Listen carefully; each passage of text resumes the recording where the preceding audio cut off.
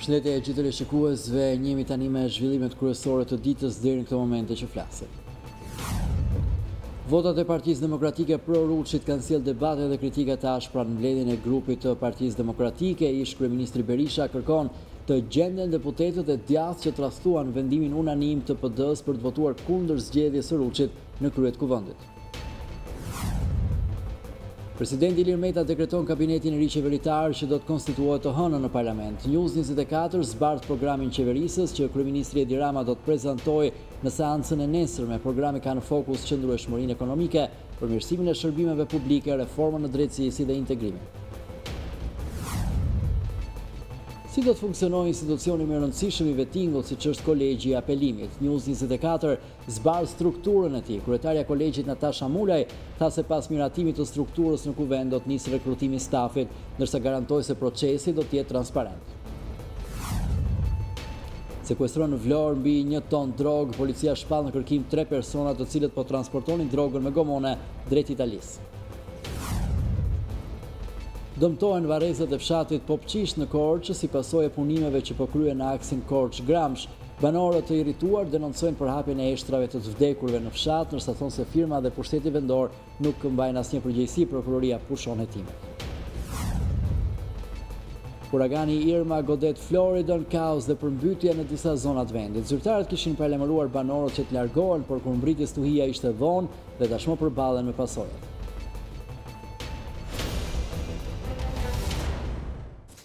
Ishin disa prej zhvillimeve kryesore, do të flasim tani më gjerësisht. Votat e Partisë Demokratike pro Gramoz Ruçit si kryetari i kuvendit kanë sjellë debate në mbledhjen e grupit parlamentar të Partisë Demokratike. Ish kryeministri Sali Berisha, lideri historik i Partisë Demokratike, ka kërkuar që të gjenden deputetët të cilët votuan pro Gramoz Ruçit, duke shkelur kështu vendimin e grupit të Partisë Demokratike. 2 vota pro Gramoz Ruçit mjaftuan për ta vënë krye opozitarin Lulzim Basha përballë kritikash të forta në mbledhjen e grupit parlamentar të Partisë Demokratike. Ishte ish lideri historik i kësaj force politike Sali Berisha, që shpërtheu ashpër duke kërkuar ndëshkim për deputetët që i dhanë votën socialistit, të cilët i cilësoi si tradhtar. Burime të besuara brenda mbledhjes thanë për News24 se Sali Berisha deklaroi se veprimi i deputetëve e bëri të dilte kokullur nga kuvendi. Jam dier i fyer dhe i lënduar, kam dal me kokën ulur, kush e bëri këtë akt, na futi thikën mbrapa, nuk duhet ta falim atë që e bëri, ata që e bën duhet ta dinë që ne e dënojmë, na duhet prova për të qenë serioz, të kërkojmë prova nga komisioni se nuk na shërben të mbajmë qëndrim në falsitet, nuk jemi vetëm, janë populli që na gjykon, nuk mund të gjejmë pretekst që t'i hedhim hi syve. Berisha nuk ka kursyer kritikat edhe për Grida Dumën e Ervin Salianjin, 2 ligjvënësit e rinj të cilët nxituan dhe folën për vjedhje të votave nga Partia Socialiste. Ja çfarë i tha Berisha Salianjit. Jam i bindur që votat janë shitur, nuk janë vjedhur, nuk mund të flasësh në emër të grupit pa bërë më parë konsultime. Grupi është grup, të pranoj unë se je ti i bindur për gabim, se pranoj. Unë kam bindjen që aty kishte tradhti, nuk ngushëlloj mbështetësin me një mashtrim. Kush del në emër të grupit, merr miratimin e grupit. Gjatë mbledhjes me dyert të mbyllura, të tjerë antar të kryesisë kanë kërkuar Bashës të marrë përgjegjësi për situatën e krijuar. Më kritikët kanë qenë Valentina Duka e Dashamir Shej, që kanë kërkuar nga kreu i PD-s Basha të zbulojë emrat e deputetëve që përkundër vendimit të grupit votuan në favor të Ruçit. I gjithë debati brenda opozitës nisi pas votimit të Ruçit në krye të kuvendit, ku rezultoi që ai mori 2 vota nga e djathta, pasi LSI-ja e bojkotoi seancën e parë plenare. Deri më tani, përkundër Grida Dumës e Ervin Salianjit që folën për vjedhje vote, zyrtarisht grupi i Partisë Demokratike paralajmëroi ndëshkime të rënda deri në përjashtim për deputetët që shesin votën. Dënojmë me ashpërsi gjithçka ndodhi me votën e opozitës në kuvend. Erdhi si rezultati i manipulimit apo blerjes së votës, kjo do të shqyrtohet me prioritet absolut. Një gjë është e qartë pa asnjë ekuivok. Kush shet votën nuk do të ketë vend në grupin ton parlamentar. News24 zbardh programin e qeverisë që Rama do të prezantojë në seancën e nesërme në kuvend. Programi ka në fokus qëndrueshmërinë ekonomike, përmirësimin e shërbimeve publike, reformën në drejtësi dhe integrimin.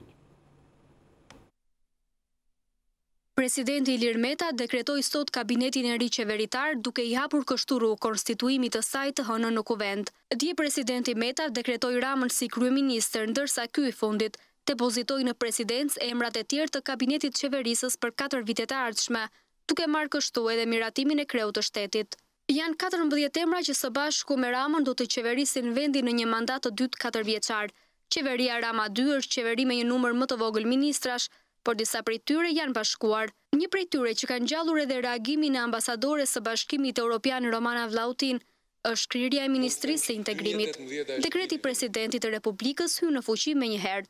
Ndërkohë News24 ka zbuluar edhe programin qeverisës që kryeministri Rama do të prezantojë nesër në Kuvendin e Shqipërisë. Programi Rama 2 përbëhet nga 4 pika kryesore. Programi nis me një rezume për mandatin e parë qeverisës Rama 2013-2017.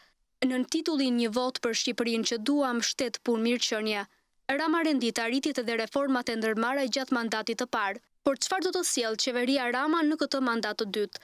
Rritje të qëndrueshme gjithëpërfshirëse në ekonomi, në të cilën Rama fokusohet tek stabiliteti makroekonomik, energjia dhe burimet, bujqësia, sektor ku do të investohen të financohen në zonat rurale rreth 25.5 miliard lek, po ashtu mjedisi, infrastruktura, turizmi dhe kultura janë në fokus të investimeve.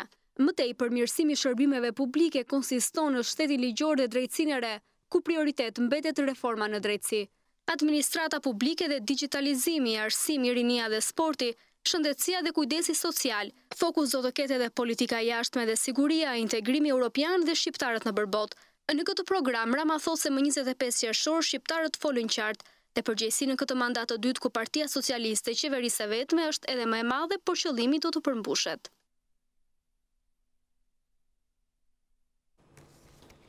Seanca e pare e kuvendit të ri ku zgjohet kryeparlamentar Gramoz Ruçi ofroi surpriza, opozita i shiti votat që në nisjet e legjislaturës së re, ndërsa mazhorancës ju bashkuan edhe Partia për Drejtësi, Integrim dhe Unitet dhe Partia Socialdemokrate, duke arritur në 80 vota. Ajo që bëri opozitën e vërtet ishte LSI, e cila jo vetëm nuk mori pjesë në votim për Ruçin kryetar, por braktisi më pas edhe sallën e kuvendit. Basha doli përpara protestës të përndjekurve, por me një kaos të shitur me 2 vota të dhuruar socialistëve, ndërsa para mediave nuk patja zguximin të fliste. Zoti Gramoz Ruçi zgjidhet kryetar i kuvendit. Seanca e parë plenare e kuvendit të ri të dalë pas zgjedhjeve të 25 qershorit konfirmoi pak a shumë edhe projeksionet e votave në kuvend për 4 vitet e ardhshme. Në zgjedhjen me votim të fshehtë të Gramoz Ruçit si kreu i ri i kuvendit, Partisë Demokratike i rrjedhin të paktën 2 vota, duke rrudhur kështu opozitën dhe duke e bërë të pasigurt qëndrimin e saj opozitar në parlament në legjislacionin e ri. Zgjedhja e Gramoz Ruçit konfirmoi edhe njëherë faktet se mazhoranca i ka teje të sigurta 74 votat e saj, se PDU do të bashkojë votat me PS dhe se i vetmi deputeti PSD Tom Doshi, që siç duket ka ndruar vetëm siglen e përfaqësimit, do të jetë gjithmonë krah Ramës. LSI ashtu sikurse dhe ka deklaruar vazhdimisht, duket se do të bëjë opozitën e vërtet në kuvend. Të 19 deputetet e saj nuk morën pjesë fare në votim, madje braktisën sallën pas përfundimit të votimit. Ky proces nuk meriton as votën kundra tonën, sepse është një parlament që është deformuar në raportet e veta në kariket e tij në sallën e kuvendit nëpërmjet parave të krimit dhe të drogës, të cilët kanë deformuar vullnetin e shqiptarëve. E nëse Basha mendoi të ngrinte kaos kundër Ruçit dhe ta mbante këtë disa kohë duke joshur edhe LSI, 2 deputetë të tij i vetofrohen PS-s që ditën e parë 2 votat e opozitës duket se kompromentuan edhe qëndrimin e saj përballë protestës së ish të përndjekurve politik jashtë parlamentit në kohën që Ruçi votoi. Basha doli para tyre, por këtë herë me 2 vota dhuruar socialistëve, madje nuk pati guximin as të shpjegonte para mediave mbështetjen që i dha Ruçit. Basha, ju ishte rënduar dorën Gramoz Ruçi u zgjodh si kreu i ri i kuvendit me 80 vota nga 121 deputet që votuan, çka matematikisht konfirmon analizën e mërsipërme, ku të paktën 2 vota detyrimisht kanë rrjedhur nga PD. Menjëherë pas zgjedhjes, Ruçi deklaron se PS duhet të qeverisë nën kontrollin e opozitës. Qytetarët vërtet nuk e votuan në opozitën të qeverisë, ata presin nga të dyja opozitët. Të kontrollonin qeverisjen si nëpërmjet hartimit të ligjeve të dobishme e funksionale, që garantojnë një zhvillim gjithëpërfshirës, ashtu dhe nëpërmjet mekanizmave të kontrollit parlamentar. E ndërsa në kuvend Ruçi po mbante fjalën si kreu i ri i këtij institucioni, presidenti Ilir Meta dekretoi pavënuar Edi Ramën si kryeministër. Ky i fundit e vlerësoi këtë akt të kreut të shtetit. E falenderoj Presidentin e Republikës për shpejtësinë me të cilën ka reaguar duke bërë të lehtë nga i pamja procedurale rrugën drejt seancës ditës hënë. Pastaj sigurisht që do të gjejmë mendje të gjithë kundërshtitë e natyrshme të opozitës. Gjatë seancës së pasdites, përfaqësues të lartë të mazhorancës simbolikisht kanë zgjatur dorën e bashkëpunimit me opozitën. Rama pas votimit takoi Flamur Nokën dhe më pas Bashën. Të njëjtën gjë bëri edhe Ruçi, i cili shtrëngoi duart me kryeopozitarin, ndërsa ky i fundit po braktisti sallën. Kolegji i posaçëm i apelimit dorëzon në kuvend strukturën mbi bazën e cilët do të funksionojë institucioni më i rëndësishëm i reformës në drejtësi. Kryetaria e kolegjit Natasha Mulaj tha se pas miratimit të strukturës do të nisë rekrutimi i stafit, nësa garantoi se procesi do të jetë transparent. Pas votimit në kuvend, kolegji i apelimit, një ndër institucionet më të rëndësishme që do të kontrollojë gjyqtarët dhe prokurorët, ka miratuar strukturën për mënyrën se si do të funksionojë dhe ushtrojë funksionet. News24 zbar detajet të dokumentit që kolegji i posaçëm ka dorëzuar në kuvend prej mesit të gushtit. Konkretisht, sipas strukturës së propozuar, institucioni do të përbëhet nga 3 drejtori: Drejtoria e Gjyqësorit dhe Dokumentacionit, ajo e marrëdhënieve me publikun dhe bashkëpunimin ndërkombëtar, si dhe Drejtoria Ekonomike e Burimeve Njerëzore. Kryetaria e kolegjit dhe 6 gjyqtarë do të asistohen nga 2 këshilltar, një me profil ekonomik dhe një jurist. Paga e ndihmësve është propozuar të jetë 80% e pagës së gjyqtarit. Në total pritet të rekrutohen rreth 65 punonjës. Rekrutimet pritet të nisin pas miratimit të strukturës nga kuvendi, që me gjas do të ketë një seancë të posaçme për vetë rëndësinë që ka vetingu i gjykatësve dhe prokurorëve. Për momentin, kolegji i apelimit i zhvillon mbledhjet në një sallë në Pallatin e Kongreseve, pasi ende nuk ka përfunduar rikonstruksioni i ambienteve ku do të transferohen përfundimisht. Përgjatë kësaj kohe, kolegji ka miratuar edhe rregulloren. E kontaktuar nga News24, kryetaria e kolegjit të posaçëm të apelimit Natasha Mulaj tha se presi miratimin e strukturës nga parlamenti, me qëllim që të fillojnë edhe rekrutimet e personelit. Mulaj garantoi se procesi do të jetë transparent dhe në interes të publikut.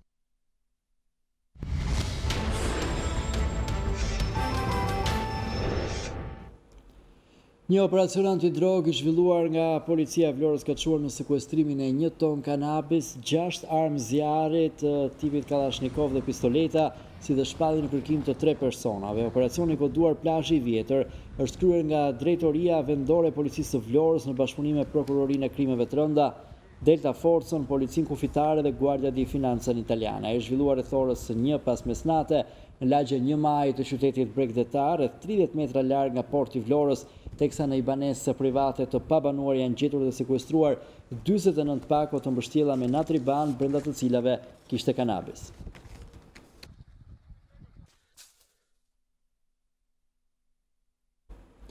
Ndërkohë është arrestuar një 25 vjeçare polake, e cila ishte shpallur në kërkim një ditë më parë për sekuestrimin rreth 24 kg kanabis në mjetin në pronësi të saj.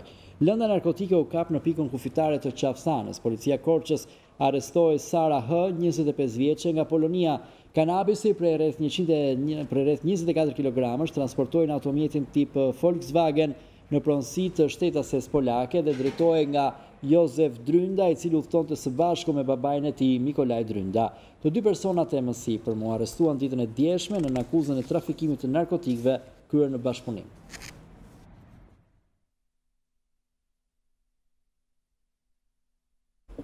Është me lajmet kronikës, një 40 vjeçar ka rënë në prangat e policisë pasi plagosi me thik vëllain e tij. Ngjëra ndodhi në Kodër Kamës, ndërsa në pranga është vënë Ariol Lapushi. Sipas policisë, ngjëra ka ndodhur për motive të dobta. 40 vjeçari Ariol Lapushi ka qelluar me thik të vllain 48 vjeç duke shkaktuar plag në trup. I plagosur është dërguar në spital jashtë rrezikut për jetë. Ndërtimi i rrugës që lidh Korçën me Gramshin ka dëmtuar varrezat e fshatit Popqisht, prej 3 javësh në rrugët e fshatit Qien Eshtra dhe pjesë Kafkash të shpërndarë nga kafshët. Të revoltuar nga kjo situatë, banorët kërkojnë ndërprerjen e punimeve dhe zhvendosjen e varrezave. Nga ana tjetër, prokuroria e cila ka nisur hetimet ka pushuar çështjen pasi ligji nuk e parashikon si vepër penale. Ndërtimi i segmentit rrugor Korçë-Gramsh ka dëmtuar varrezat e fshatit Popqisht. Sipas banorëve, 10 varre të besimit musliman dhe 27 varre që ndodhen në territorin e kishës së fshatit janë shkatëruar, duke nxjerrë në sipërfaqe eshtrat. Ata thonë se eshtrat janë shpërndarë në rrugët e fshatit nga qend dhe një pjesë e tyre kanë përfunduar në përrojën e fshatit. Të revoltuar nga kjo situatë, banorët kërkojnë ndërprerjen e punimeve dhe zhvendosjen e varrezave. Ne u thamë që fillim këtu ka varri. Varri kisha këtu. Gjysë kisha më tan, këtu kisha Xhaxhan. Tash unë dua estrat ose dua të shpërblim nga firma.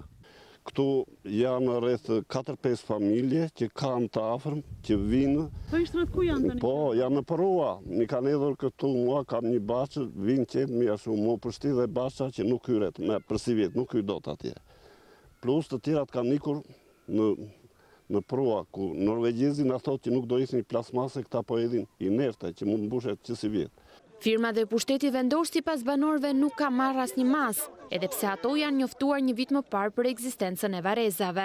Po na i kërkojmë njëherë kryeprokurorit të hetoj gjithë skandal që po bën në këtë fshatin tonë, i bën thirrje kryeministit të çojë një grup ekspertësh nga kryeministria për Xhaden që po bëhet skandaloze, është totalisht vendet të kaputura që do ngjelin bllokuar 2 qytete Gramshi me Korçën, edhe të merren masa për këto varreza masive që po ndodhur. Nuk ka ndodhur vetëm luftën e 2 botërore nga Hitleri, kemi parë për filma, se kështu nuk ka ndodhur asgjë kundi në fshatin tonë. Pas denoncimit të banorëve, prokuroria ka nisur hetimet, por nga dokumentet e siguruara nga News24, thuhet se hetimet janë pushuar, pasi ligji nuk e parashikon si vepër penale. Pretendimet e banorëve se në këtë zonë gjenden varre të personave me besim ortodoks, në një kohë kur ky fshat ka besim musliman, sipas prokurorisë janë supozime dhe hamendje, me qëllim që të pengojnë zhvillimin e punimeve në këtë segment rrugor.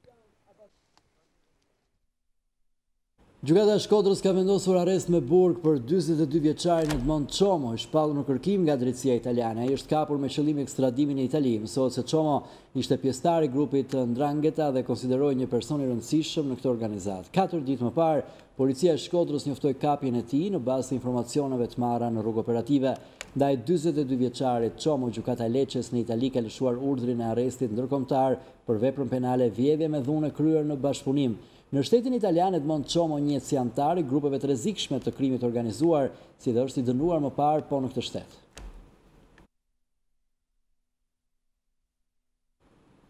Ania shqiptare e Oriku që ndodhet me mision në detin e Gjë ka përfunduar me sukses një tjetër operacion. Rreth orës 21:45 Ania Oriku ka zbuluar një gomone me 52 emigrantë sirian, afgan, irakian dhe palestinez.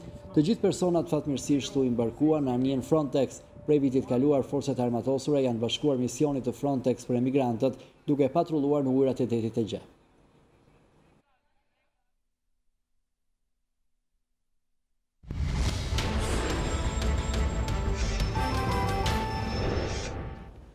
Rikthehemi në transmetim të drejt për drejt, do të vazhdojmë me lajmet. Është ndarë nga jeta në moshën 66 vjeçare aktoria Hajrie Rondo, e cila nuk u nda skenës deri në frymën e fundit. Aktoria e cila numëron 10 rolet spikatura në teatr dhe kinema vuante prej vitesh nga një sëmundje e rëndë.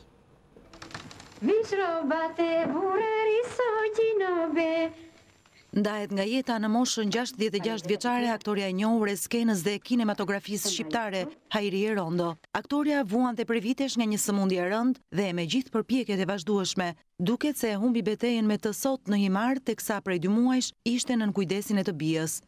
Hajrie Rondo lindi në Delvin më 1 mars të vitit 1951. Ajo ka interpretuar në të gjitha gjinit, duke numëruar mbi 120 role në teatr dhe 40 role në filma. Nuk mund të harrohen interpretimet të spikaturat të saj, si te përrallë e kaluara në rolin e Tanës, ai semihas në filmin Ne dhe Lenini.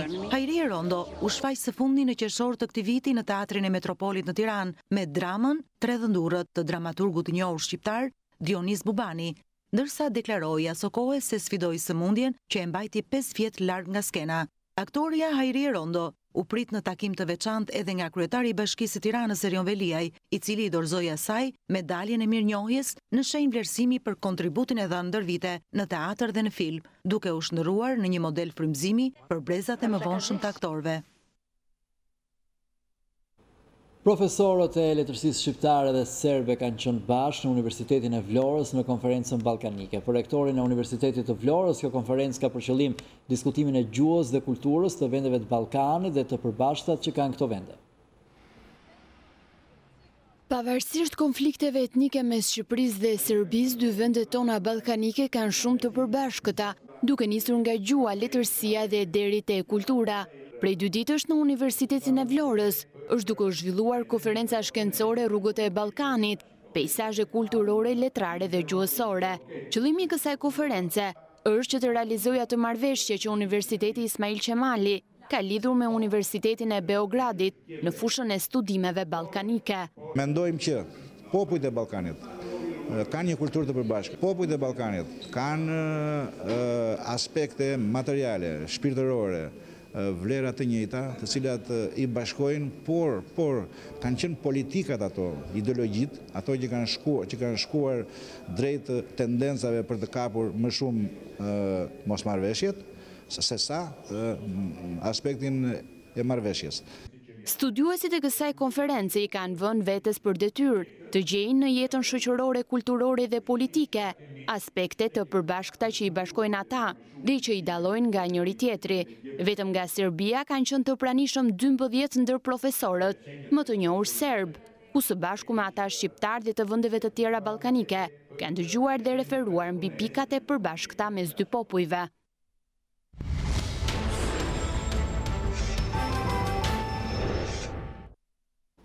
Bashkia e Tiranës ka rekonstruktuar një tjetër kopës, kryebashkiaku Velia i tha se cilësia e kopshteve dhe çerdheve ka rritur ndjeshëm kërkesat e prindërve për të regjistruar fëmijët e tyre. Një tjetër kopësht në Tiranë është rekonstruktuar plotësisht dhe është gati të presë fëmijët për vitin e ri shkollor. Kopshti 55 në njësinë 4 është i 30 që rekonstruktohet nga Bashkia e Tiranës. Në të janë bërë ndërhyrjet e duhura duke krijuar infrastrukturë dhe ambiente moderne për fëmijët. Është bërë riparimi dhe vënia në punë e sistemit të ngrohjes si dhe janë vendosur kondicioner. Jam shumë entuziast sot që ne përfundojmë kopshin tonë të 30, ka që një premtim që bashkë me Blerinë kemi bërë në fushat, sot e mbajmë pak ditë pasi ka mbaruar fushata dhe shkryuar qeveriere, për treguar që nuk duhet kalojnë 4 vjet për të mbajtur një premtim, por punën e sotmes duhet me lënë për nesër. Pasi inspektoi kopshtin, kreu i Bashkisë Velia i tha se me këtë kopësht përfundojnë së rikonstruktuarit të gjitha kopshtet dhe çerdhet në njësinë 4. Duke krijuar tashmë mundësinë që vëmendja të zhvendoset edhe në njësi të tjera. Velia i shtoi se është rritur ndjeshëm kërkesa e prindërve për të çuar fëmijët e tyre në kopshtet e çerdhet publike. Njësia 4 është një tjetër njësi ku ne kemi përfunduar totalisht të gjithë rekonstruksionin e kopshteve të çerdheve të reja dhe më në fund mund kalojmë në njësi të tjera më periferike. Do të hapim shumë shpejt edhe çerdhen dhe kopshtin e ri tek bregu i Lumit dhe në këtë sens i jemi përgjigjur me një ofertë konkrete gjithë kërkesës që kanë prindërit për kopshtet e çerdhet të reja. Mjafton vetëm të shikoni përreth dhe kuptoni që një ndërtesë publike edhe duket më mirë, edhe është punuar më me cilësi, edhe i ka shtuar vlerën zonës në të gjithë këtë komunitet shumë herë më cilësore në fakt se shumë prej private. Kjo është dhe arsyeja pse ne kemi pasur një fluks të jashtëzakonshëm kërkesash për të regjistruar në institucionet publike, çerdhet kopshtet, shumë të ketë gjithashtu një shkollë të mrekullueshme. Nxënësit e shkollës 9-vjeçare Hamdi Pelivani në Kukës këtë vit të ri shkollor do të kenë më shumë libra dhe mjete mësimore, kjo fal ndihmës së deputetes së qarkut të Kukësit, Mimi Kodheli. Një ditë para fillimit të vitit të ri shkollor, deputetja socialiste e qarkut të Kukësit Mimi Kodheli zhvilloi një takim me nxënësit dhe stafin pedagogjik të shkollës 9-vjeçare Hamdi Pelivani në fshatin Orgjos të njësisë administrative Zapot të Bashkisë Kukës. Me këtë rast, deputetja Kodheli dhuroi libra dhe mjete mësimore për bibliotekën dhe nxënësit e shkollës, ndërsa nuk mungoi edhe urimi i saj për një vit të ri mësimor për të gjithë nxënësit dhe mësuesit e qarkut të Kukësit. Uroj që ky vit t'ju sjell më shumë dije, që padyshim vjen me më shumë mund. E uroj të gjithë mësuesve edhe atyre një vit shkollor të mbar. Sot jam këtu edhe për të sjell, për të ndarë mjete mësimore, libra, fletore, të cilat janë thjesht dhe vetëm një dhuratë e disa miqve nga Tirana, të cilët mendojnë që duke bërë këtë veprim, duke sjell këtu këtë bazë arsimore, materiale, të mund të ndihmojnë sado pak në mbarvajtjen e vitit shkollor për gjithë ju. Nga ky 11 shtator në bankat e shkollës Hamdi Pelivani do të ulen për herë të parë 11 nxënës të klasës së parë, ndërsa arsimin 9 vjeçar do ta ndjekin 127 nxënës. Gjatë kësaj fundjavë në qytetin e Elbasanit u zhvillua kongresi i 7 i sindikatave të pavarura të minjerave të Shqipërisë, ku një nga çështjet më të rëndësishme ishte miratimi i statusit të minatorëve dhe i kërkesës drejtuar qeverisë për uljen e moshës së pensionit. Miratimi i statusit të minatorit brenda këtij viti ka qenë kërkesa kryesore e sindikatës së minatorëve të Shqipërisë, drejtuar qeverisë. Në kongresin e 7 të mbajtur në qytetin e Elbasanit, kryetari i sindikatës Gëzim Kalaja tha se kërkesat bazë për një nga profesionet më të vështira në Shqipëri janë ulja moshës së pensionit dhe një pagesë pensioni e barabartë me forcat ajrore. Ky vit do të jetë viti dhe i realizimit të statusit minatorit, e cila do ta miratojë sot kongresi, ku ne kërkojmë që në këtë kongres të miratohet kërkesa e minatorëve shqiptar, e cila ka ardhur si rezultat i gjithë konferencave të zhvilluara në gjithë industrinë minerale, në gjitha minierët të vendit, dhe minatorët do të paguhen me pensionin e pleqërisë, me një pension pagese të barabartë në forcat ajrore. Për arsye se është një nga profesionet më të vështira dhe se nga minatorët shqiptarë në 50 vjetët që kanë kaluar dhe në këto vite kanë humbur jetën rreth 468 minatorë, plus atyre minatorëve të cilët kanë arritur të dalin nga nën toka. Pjesëmarrës në këtë kongres ishin edhe delegacione të ndryshme nga vendet si SBA, Turqi, Egjipt, por nuk munguan edhe përfaqësues të sindikatës së minatorëve të Trepçës së Kosovës, të cilët treguan vështirësitë që hasin në minierën e Trepçës. Vitet 2014-2017 e kem 21 minatorë të vdekur në marrëdhënie pune për shkak të kushteve të rëna punës dhe moshës së shtyrë. Me qeverinë e ardhshme të Kosovës, besoj që kemi gjetë një zgjidhje në përkraje ku janë të dedikuar edhe kërkesat e minatorëve. Në kongresin e sindikatës së minatorëve të pranishmit sollën eksperiencat nga vendet e tyre. Në Berat qendë të Ndacak janë shndruar në problem për qytetarët të pranishëm në çdo zonë të qytetit. Qytetarët thonë se kanë frikë të lëvizin mbrëmjeve apo në mëngjes, pasi kopia e qenëve shpesh bëhet agresive nga uria. Një problem tepër shqetësues është vërejtur javët e fundit në qytetin e Beratit. Shumë qenë qarkullojnë në të gjitha rrugët e qytetit, jo vetëm gjatë orëve të natës, por edhe gjatë ditës. Kjo është kthyer në një shqetësim për banorët e këtij qyteti, të cilët janë të friksuar për përhapjen e sëmundjeve dhe epidemive që mund të shkaktohen nga lëvizja e këtyre qenëve, të cilët në pjesën më të madhe të rasteve janë me pulla si ekzema dhe janë të sëmur. Vina i bjen me makina në Tirana, ajo, edhe i bjem Berat ata, edhe hapen këtu janë ndedhur gjithat. Bashkia duhet marrë masa që të si kanë ato ligjet të vrasin ata. Ka shumë qenë që janë të sëmurë. Skandal i madh shumë në lidhje me këta qenë. Jo juve, për ne na bezdisin duke i rrugës. S'mund të them, nuk dim si të shprehemi, sëmundje gjallë, pik. Na bashkia s'merret as i mas. Kush e ka ato në kompetencë për këto punë? Ai është pastrimi i qytetit, është sëmundje. Burime nga Bashkia e Beratit bëjnë të ditur për News24 se shumë shpejt ky institucion do të marrë masa për grumbullimin apo largimin e tyre nga qyteti.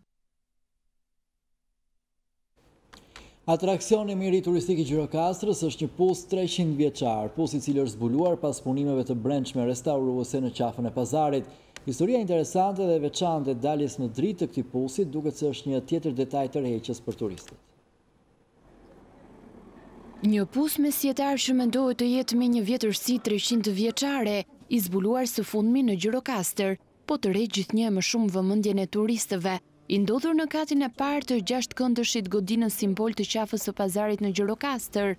Pusi ujit, vendodhja konkrete e të cilit mbetej e panjohur, u zbulua pas punimeve të brendshme restauruese. Me që u bën restaurimet, u rregulluan katet e treta, çatit e gjitha, e boshatisëm, faktikisht edhe hoqëm dyshemen, pjesën e dyshemes, dhe jetën pusin. Ishte surprizë shumë e bukur, e frikshme, ishte imbuluar me 2 dysheme, me kërndi, me hekura, dhe kur apo menduam do binte erë, apo do binte nuk dinim çfarë që, sa i thellë që, nuk ishte erë, është i pastër, i freskët, vjen dhe ik.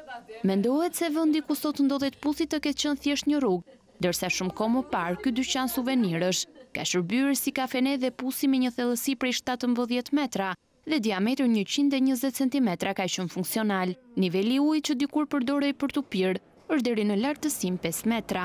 5 metra ka ujë të pastër, të paktën në prill që ne kemi e matën, edhe ne kemi vendosur pompë, që ujin e përdorin për shplarje të ambientit. Ndoshta me kalimin e kohës nuk di çfarë mund të bëjnë këta të fondacionit. Do vendosim kapak xhami që njerëzit ta shikojnë në mënyrë të lirë, sepse është i thellë dhe është i frikshëm. Për turistët e huaj, Shqipëria ofron jo pak një vend me natyrë të mrekullueshme dhe histori interesante, por ata nuk ngurojnë të flasin dhe për mangësitë që u vrasin syrin. Jetoj në Zagreb dhe më parë njëja vetëm Tiranën si kryeqytet, ndërkohë që në Kroaci flitet për Shqipërinë si një vend fqinj. Më parë kam punuar në një krocer e të gjithë njihni mirë jugun e Greqisë, por pjesa veriore dhe kufit e saj mbetej e panjohur. Më pëlqen shumë ky vend. E ndihesh mirë, madje e kupton se nuk e nevojë të korruptosh kënd që të bësh turizëm të mirë. Po si 300 vjeçar atraksioni më i ri turistik i qytetit të Gjirokastrës, mendohet se nuk është i vetëm në pjesën e pazarit karakteristik.